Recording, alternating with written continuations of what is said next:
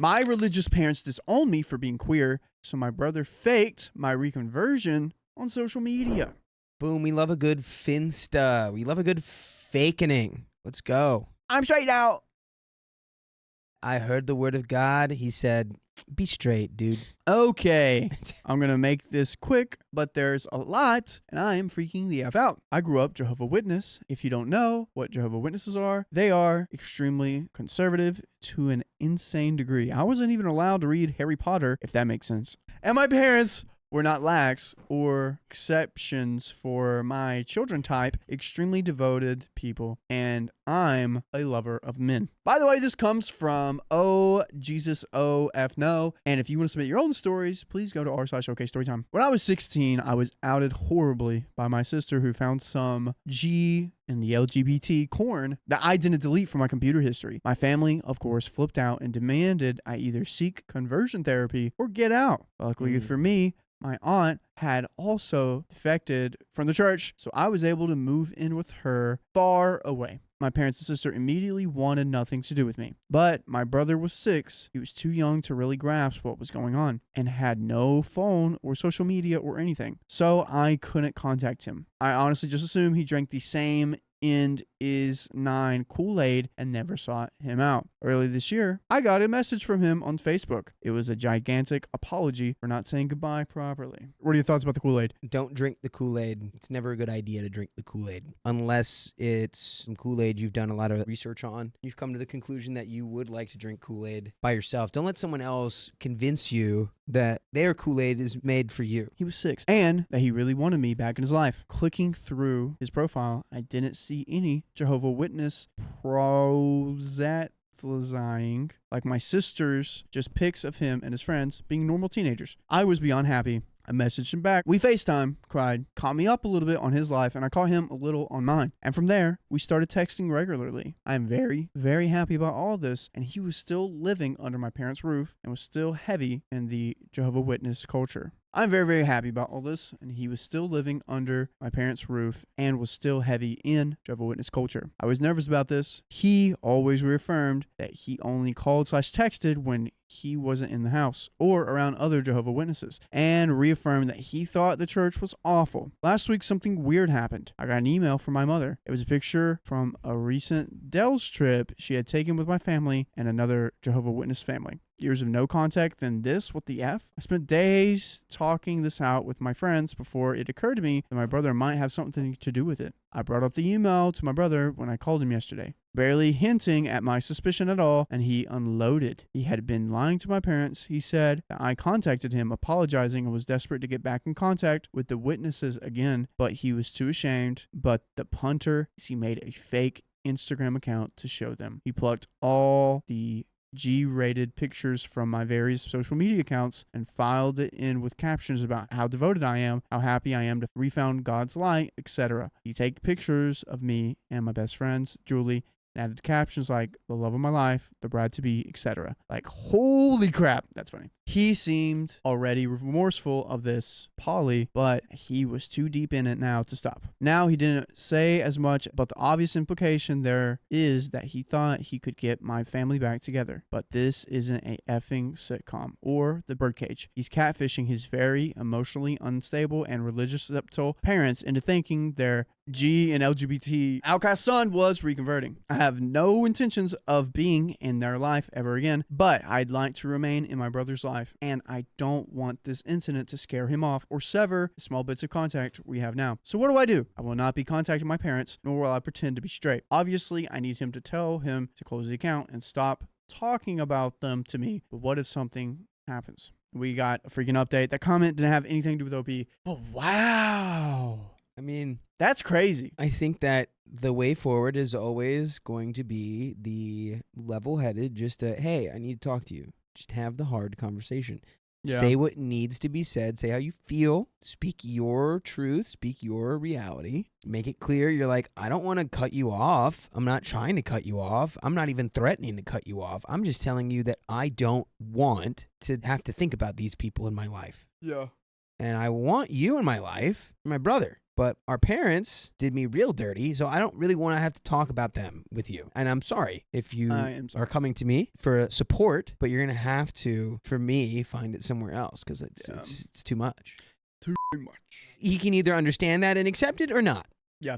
Then it's up to your brother. Exactly. Update. I just remembered a very sad, tragic tale. Oh, what is it? I remember when a young Samuel Donner, he wanted to join the cool kids, but instead of labeling you as one of the cool kids, They called me Salad Boy because I ate nothing but salads. Could not trade my lunch for a lunch bowl, really anything. You know what community will always welcome you with open arms, Sam? And make you feel like a cool kid? The great people who have OK Storytime memberships. Oh, I heard that 60 plus hours of members only content Monday, Wednesday, Fridays. You heard right, Sam, and it's only $5 a month. So go to the link in our description, youtube.com/OKOP show/join. Now back to the story. Chomp, chomp. Thank you all for illuminating your comments. I'm honestly overwhelmed at the response and apologize for not replying to so much. But I'd like to specify my thank you to user/myman for his comment, which suggested that this was not him trying to rope me back in, but him trying to escape the cult. You were exactly right. Today we talked for the first time since our conversation. He took down the Insta after our conversation, which I hadn't noticed at the time of writing the last post, haha, and I gently asked why exactly he did this. He's 15, so he didn't quite have the language to say, I'm being abused and need to leave the Jehovah's Witnesses. What he said instead was that mom and dad are crazy and he's become disillusioned with the cult. He even used the word cult. He still believes in God and wants to explore different sects of Judeo-Christianity. My hometown is a small place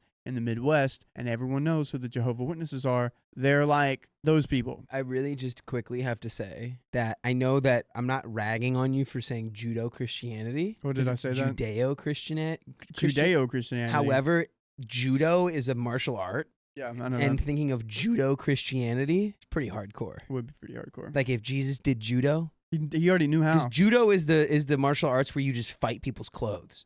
Like you're not really like you're like grabbing their stuff and like get over here, like which I think Jesus kind of did that sometimes, right? He did it at the market. We've talked about this before. He flipped tables at the market. He got after it in the market. I don't think he actually put hands. He on whipped anyone. a couple of people, didn't he? The only times He had a.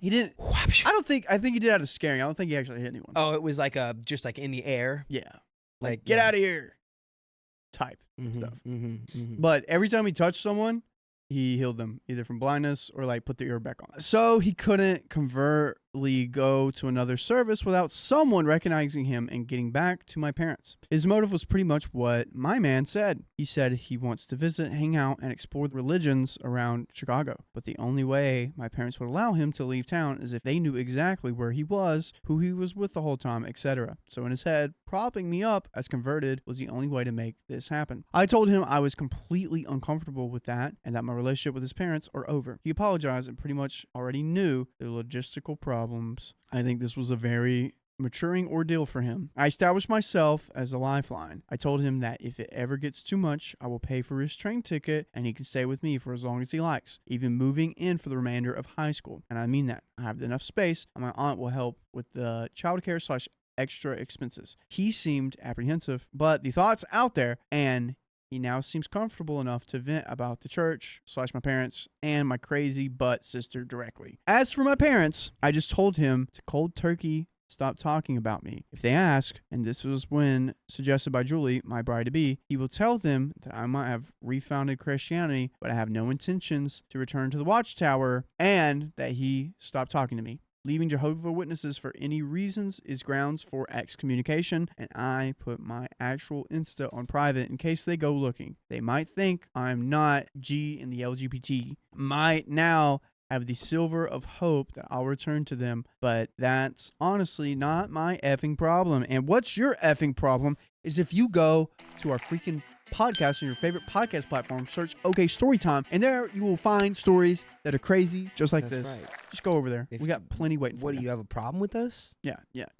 Why aren't you going over to do that right now? Yeah, do it right now. You got a problem with something? Why aren't you gonna grab your device and search OK Storytime on your podcast platform of choice. Dakota, what do you think about this? I think that we've done exactly what was right, which is being like, hey, I know you have your own life and it's not easy living with them, but here's my boundaries. I don't want anything to do with them. They are functionally not my parents anymore. Yeah. If a little Recognizing that your brother is probably like trying to like kind of cry out for help a little bit here of like, hey, they and I'm old enough now to where it's sucking for me. This is the last little bit. And for the guys who suggested this was a honeypot, no 15-year-old can act this well. He's so full of love and kindness, and as effed up as his plan was at the end of the day because he is panicking in a toxic environment. Thank you all. My brother is back in my life, and now I have the means to help him. Thank you.